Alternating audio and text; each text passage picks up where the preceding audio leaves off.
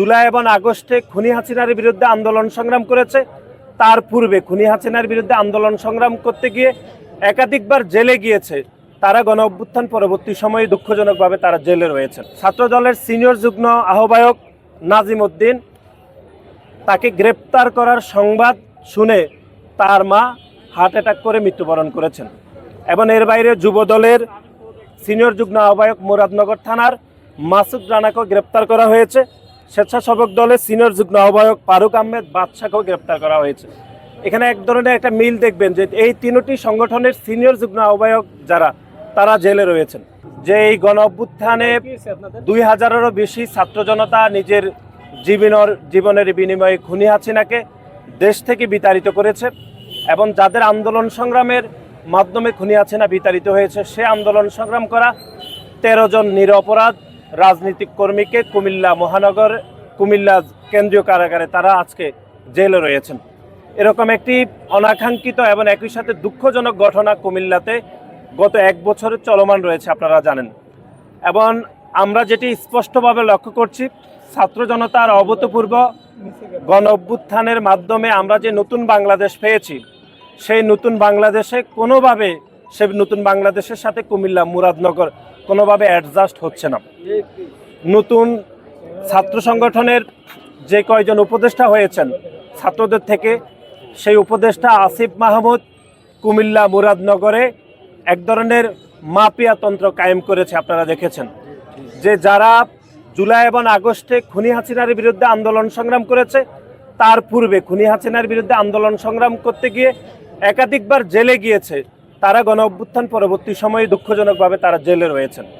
এটি অবশ্যই আমরা মনে করি বাংলাদেশের সকল নাগরিক এবং গণমাধ্যমের আমাদের যারা সহকর্মীরা রয়েছে, তাদেরকে এই বিষয়টি অত্যন্ত গুরুত্ব আরোপ করা উচিত যে পুরো বাংলাদেশ একটি ইতিবাচক রাজনীতিতে থাকলেও কুমিল্লার মুরাদনগর কোনোভাবে ইতিবাচক রাজনীতিতে নেই।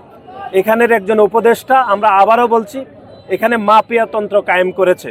ওনার পছন্দ মতো তিনি এই কুমিল্লা মুরাদনগরকে পরিচালিত করছে।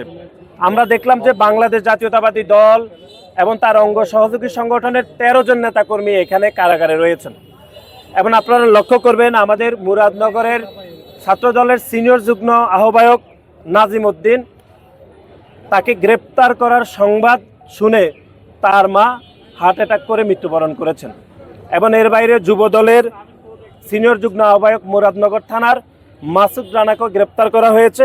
স্বেচ্ছাসেবক দলের সিনিয়র যুগ্ম আহ্বায়ক ফারুক আহমেদ বাদশাকেও গ্রেপ্তার করা হয়েছে।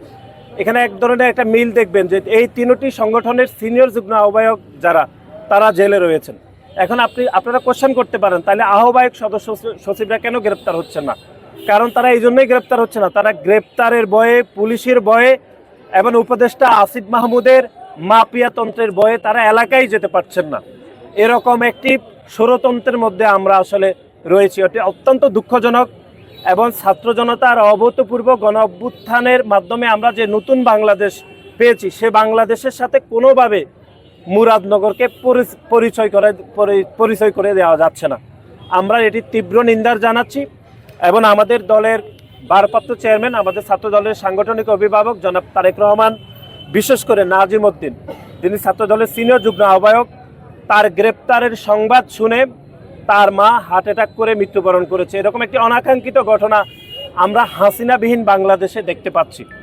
আমরা কি এরকম বাংলাদেশ চেয়েছি যেই ছাত্র জনতার অভূতপূর্ব গণ অভ্যুত্থানের মাধ্যমে যারা উপদেষ্টা হয়েছেন, বিশেষ করে ছাত্র উপদেষ্টা, তারা আরও বেশি নমনীয়, আরও বেশি সহনশীল হওয়া উচিত ছিল।